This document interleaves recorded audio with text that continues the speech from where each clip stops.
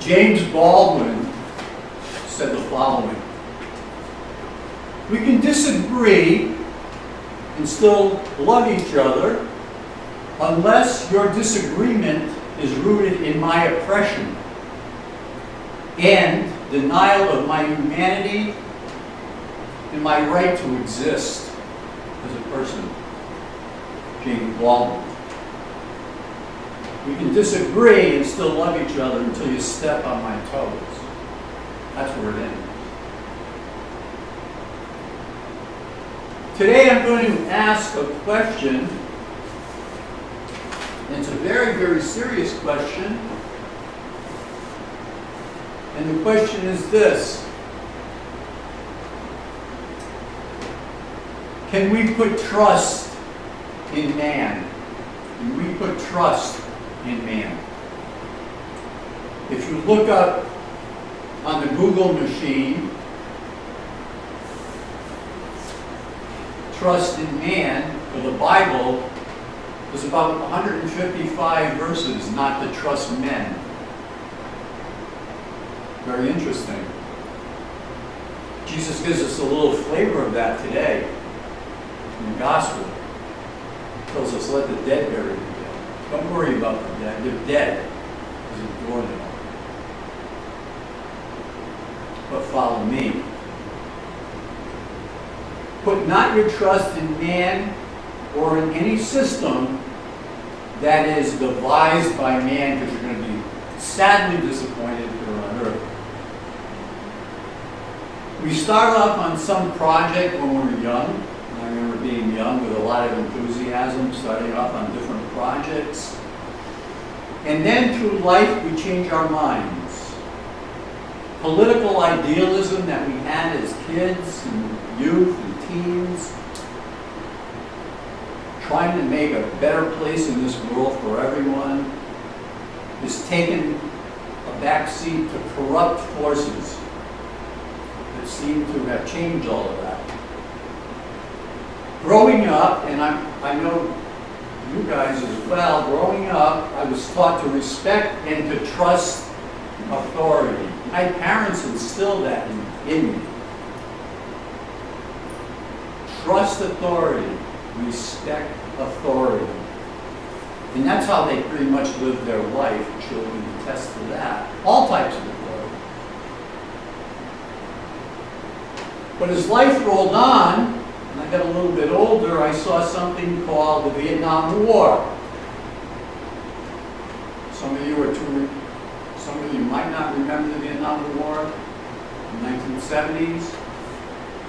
But it was a war waged by our government that was unnecessary, silly, stupid, asinine.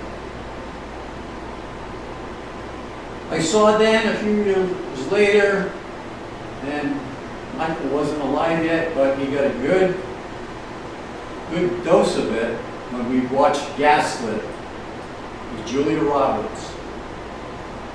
She doesn't get an Academy Award for that. About Nixon and the Nixon White House, how corrupt one man could be. Through the years, I've seen even corruption in medicine.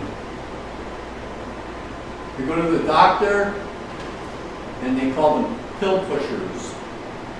Oh, is it LDLs? Is that the cholesterol? Your LDLs are high. Oh, you're going to get me on a statin. They're writing the script before I even answer. Well, I'm having problems sleeping. Oh, here's trazodone. I'll write you that script up.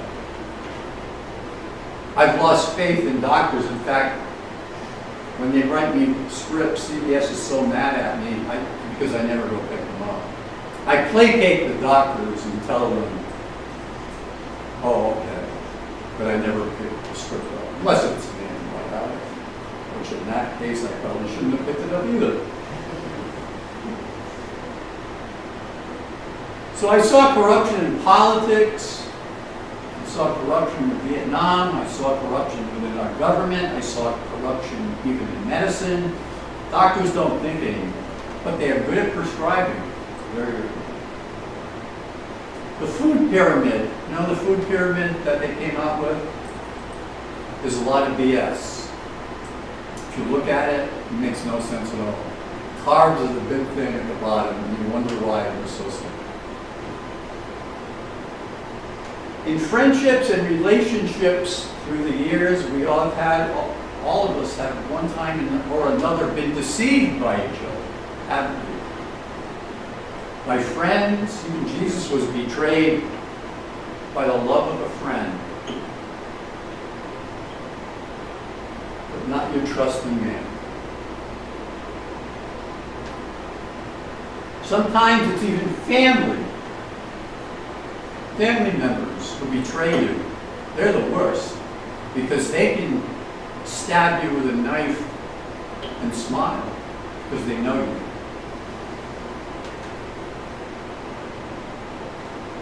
Trust not in them. Friends one day, enemies the next. I saw corruption in many places through my life, and it's given me great pause today on this Sunday at Ordinary Time. Years ago, there was a saying that a man's word was his bond. You could trust people. It's amazing that trust has been so fragmented in the last few years. The country has gotten more polarized, and I wonder if it is a blessing or a curse from God. I'll let you decide on that. As I head toward my 70th year, God willing, I realized put no trust at all, not that much, in man. No matter who it is, you will be disappointed at some point. I think it's a good biblical motto too, because like I said, if you Google it, you're going to find a lot of backup for that. Jesus says, live in the world, but not be of it. There is one thing that I found that I can trust, that I can bank on. I can take it to the bank. An invisible presence called the Spirit, the Holy Spirit. That, my brothers and sisters, you can bank on.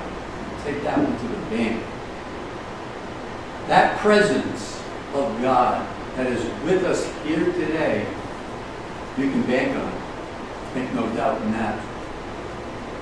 Trust not in man, you're going to be highly disappointed. Time and time and time again. Even people die in our lives. We can't even trust that they're going to be here forever. When you think of it, they leave us. We had a case this week, George Mello, here today, gone tomorrow. Very sad for the family. Over the years, we had parishioners who are here today. God knows where they are tomorrow.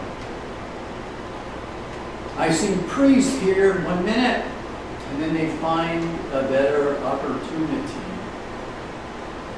and disappear. I've seen bishops here today. Who the hell knows where they are tomorrow? People I've loved, people I liked. Friends 1 minute, enemies the next. All looking for a better deal. Something new, something shiny. In the end, there is only one thing that you can trust, and that is the man without reproach, the man, capital M, Jesus Christ. Because of man's fickleness, you can see that we have divorce rates at 60%. A couple where one partner steps out of the vows. This is so common, it's ridiculous. Think about it. Where one partner deceives another. My brothers and my sisters, we do not live in a Hallmark world. That's a fairy tale. It's a nice world where we can escape once in a while, but we don't live in that world. So what can we rely on and what can we trust? That part of man, there's a part of man though that is good. It's a spiritual part. It's that part that dies and is put into the ground. Don't trust that at all. But that light of life, that spark of divinity in men, even in enemies, exists.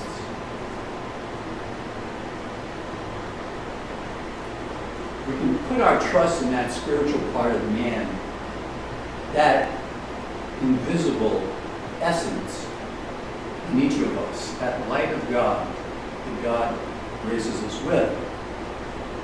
But Bishop, are you saying that we can rely on individuals in our lives who we live with? Don't rely on anyone at all but him, because you will be sadly disappointed. Moji, the poet, says, fall in love with someone who will never leave you. And that's what I'm talking about. Your true self, which is part of God. That will never leave you. Your husband may leave you. Your wife may leave you. I'm not talking about you two that are joining the dead. But they may leave you through death. As George Mello did this week. I'm sure it wasn't his thing to exit stage left right now. But he's gone. And that family is broken-hearted. Crushed. Crushed to the core, to the bone. Moji says, fall in love with someone who will never leave you. That self is part of the divinity of God. It sounds terrible to say, don't trust in me. Don't trust in me, man. Please. Or the institution of the church. You saw where that got us. Or even the Constitution. Don't trust in any of those. You'll be out of shit luck. I'm telling you. These things, the institutional church, the Constitution, even me, give structure, some structure to our society. But if we go back to the first principles that were founded, the church was founded by Christ, who we can trust. The Constitution was founded by our founding fathers, who I think we can trust. They had it in their hearts to set upon a perfect union. Those people you can trust. It's the people that come after them that twist the Constitution, that twist the church.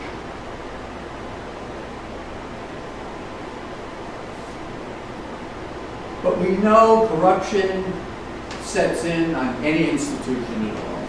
That's just part of being human. Corruption is going to always be there.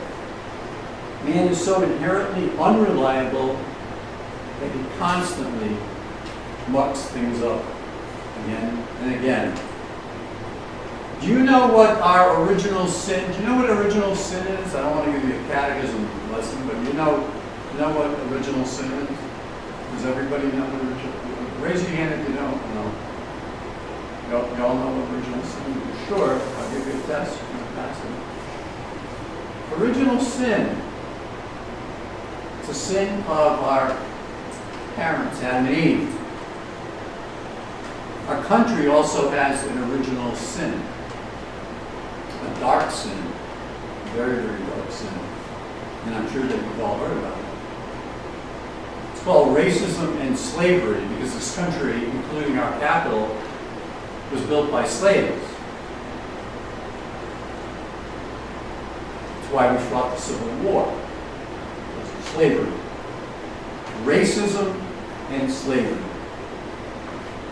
For those that are not history buffs, after the Civil War, when President Lincoln freed the slaves and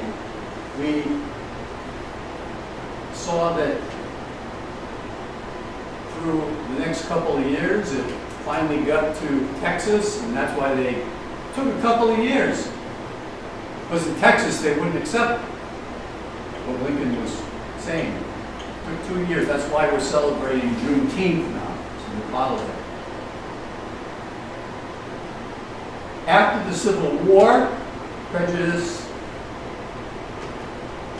was brought from the back burner back to the front burner. Lynchings were common in the South. They were so common they happened every day of the week. We think that the shootings in our country are bad. These lynchings of black men, black women, and black children happen every day of the week like clockwork, like it was nothing, like they were nothing. Prejudice entered the heart of man once again to put the black man in his place. And they would put the black man in his place for about the next 100 years until the 1960s and 70s. When Martin Luther King rose. Thank God for him. As a gay boy growing up,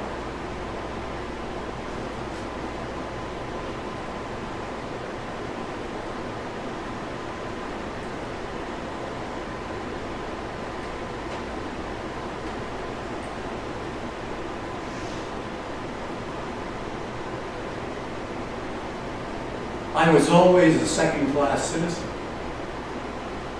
I had to hide. I had to pretend.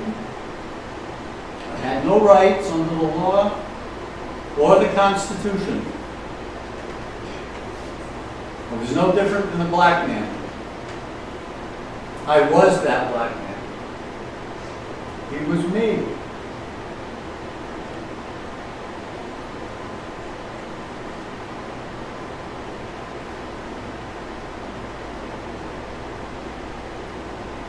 Finally, after a long struggle, we were given protections under the law. Marriage was finally granted, and I could be a full citizen again. My partner could be at my bedside in the hospital, and they couldn't throw him out because he wasn't family. They could do that before them. Not only could they do it, but they did do it. Man is fickle. Our laws are fickle. Our rights are precious. Here today and gone tomorrow. Don't take any of your rights for granted. They can be pulled from you in a second.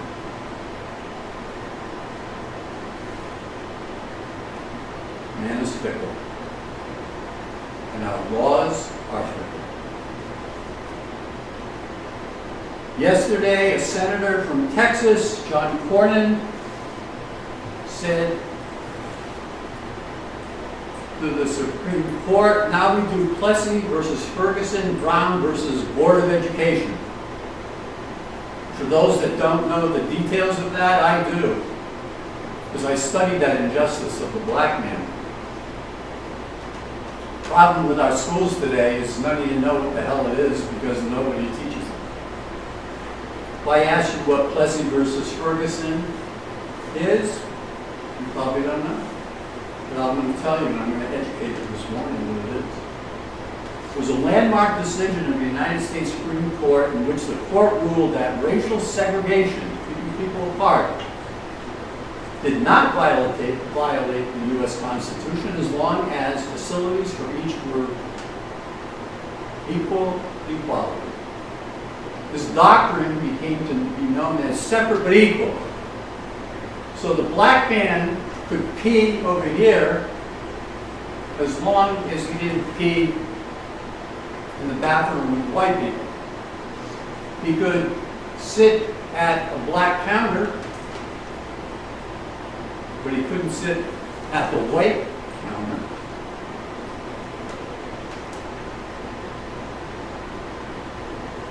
Like him or hate him, Frank Sinatra tried many, many times with black performers that let them eat a steak dinner with them. He went so far as to say, if the blacks can't eat with me, if Sammy Davis Jr. cannot eat with me as my brother at this table, I'm leaving Nevada, Las Vegas. He was a big proponent. People don't know that. Civil rights. He was. The second one that this ignorant Texas Senator Republican, I have to add that in because the Republican Party has been so ignorant as of late. And I could cite the ignorance till 6 o'clock tonight. The dangerous ignorance I could cite. Brown versus education. What is that? What is that Supreme Court hearing about? It was a 1954 Supreme Court case in which the justices ruled unanimously that racial segregation of children in public schools was unconstitutional. You could not keep black kids in black schools. You had to mix them together. Can you imagine in our lifetime we had that segregation? This Republican bastard, because there's no other words for him, this Republican bastard said to the Supreme Court yesterday, we need to overrule these two, Plessy versus Ferguson and Brown versus education. I can't even believe it. I had to do some research on it because I couldn't believe that a senator in 2022 had that much ignorance and intolerance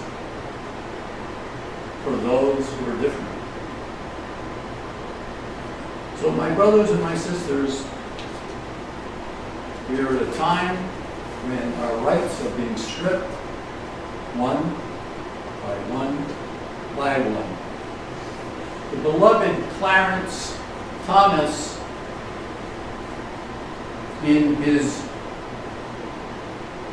reversal statement of Roe v. Wade, and I really don't want to get into that fight at all. People on both sides of that argument. But Clarence Thomas vowed to go after same-sex marriages and overturn them. Contraception should not be allowed in the United States in any way or form. And one other thing, any private rights he wants to strip of the government. I will not stand idly by on a stump to make people in this parish happy, or people on Facebook happy, or anyone else happy. As I read at the beginning, we can disagree and still love one another unless your disagreement is rooted in my oppression, in denial of my humanity and my right to exist. That's where I draw the line. The gloves are off.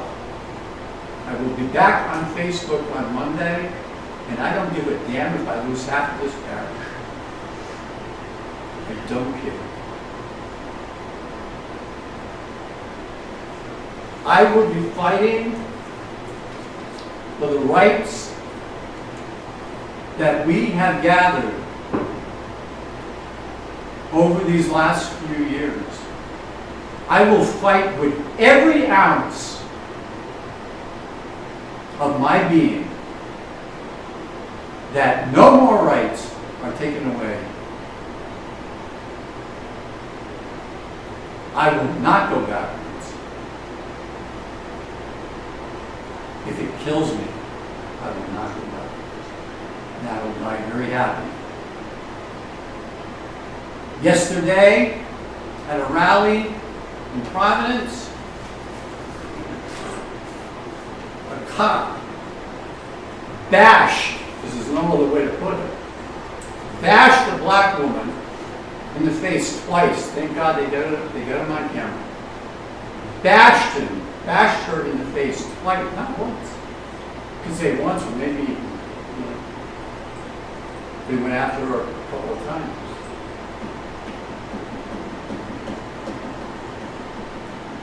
I don't think I need to tell you what political party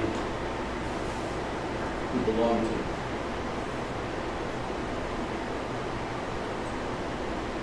I don't need to tell you what political party trashed our beloved capital.